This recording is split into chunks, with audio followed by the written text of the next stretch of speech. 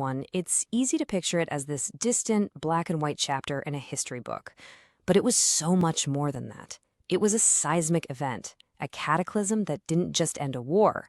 It literally shattered an entire world order and violently forged the one we live in right now. This is the story of how a world that truly believed in its own unstoppable progress somehow stumbled headfirst into its own destruction. This quote right here just nails it. The early 20th century wasn't actually peaceful. It was a world just holding its breath.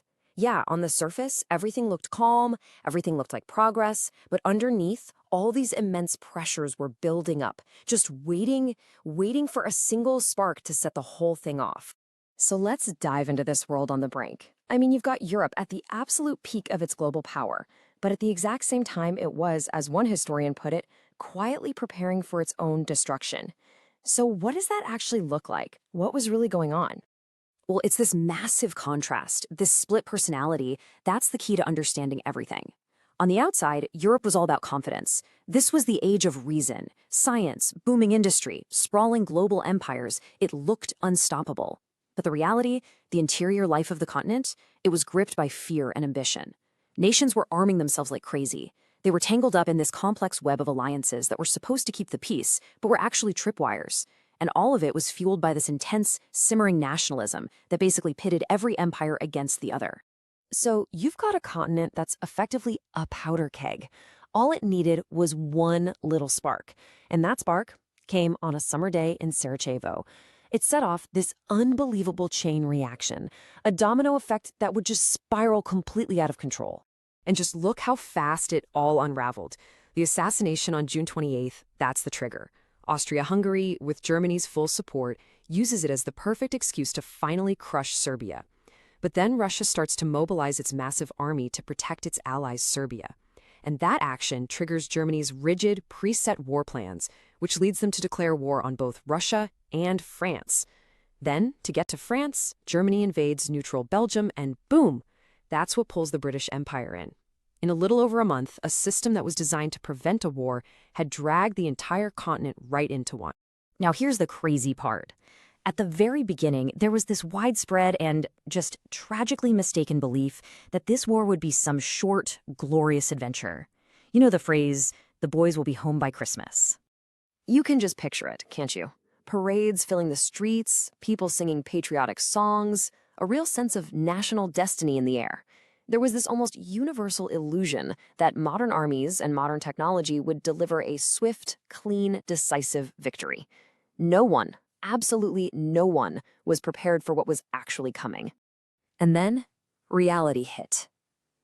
This single number represents that collision, that moment the illusion shattered against the brutal truth of industrial warfare. 60,000 men, killed, wounded, or just gone in one day. This wasn't a brief and decisive war. This was industrialized slaughter on a scale humanity had never, ever seen before. And this is where the war just ground to a halt. Both sides literally dug themselves into the earth, creating this vast, miserable network of trenches that stretched all the way across Europe. The conflict became this brutal, static stalemate. Life was an absolute nightmare of mud, disease, and the constant fear of artillery. And huge, massive attacks would cost hundreds of thousands of lives just to gain a few hundred yards of useless ground. But this conflict, this fire that was born in Europe, it refused to stay there. It quickly spread, expanding to consume the entire globe, and it transformed societies from the front lines all the way back to the home front. You know, we often focus on the trenches in France, but this war was being fought everywhere. On the Eastern Front, you had huge armies clashing across these vast territories. The Ottoman Empire joining the war opened up entirely new battlefields, from Gallipoli to Mesopotamia, and millions of colonial soldiers from all across Africa and Asia were pulled into a European fight. Back home, entire economies were retooled for what they called total war, completely blurring the line between soldier and civilian. The year 1917, that was the great turning point. It was a 1-2 punch that changed everything. First, Germany made this huge gamble on unrestricted submarine warfare, and it backfired spectacularly. It dragged the massive industrial power of the United States into the war on the Allied side.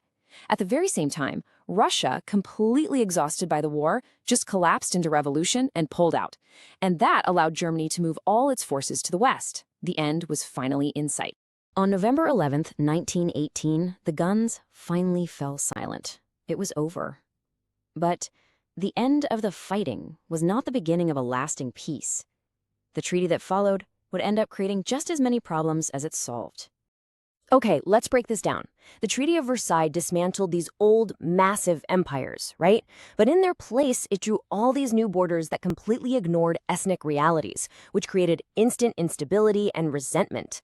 It also punished Germany with these crippling financial reparations that fueled deep economic hardship and, you guessed it, more resentment.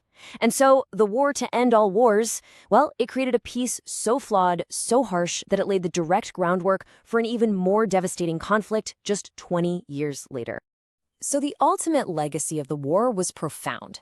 It didn't just redraw maps, it completely redrew the world's psyche.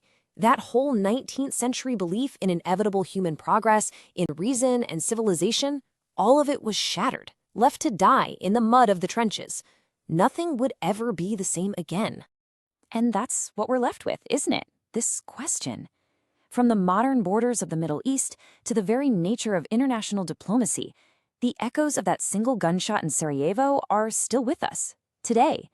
It's a powerful and honestly a terrifying reminder of how quickly a world can unravel and how very, very long the consequences can last.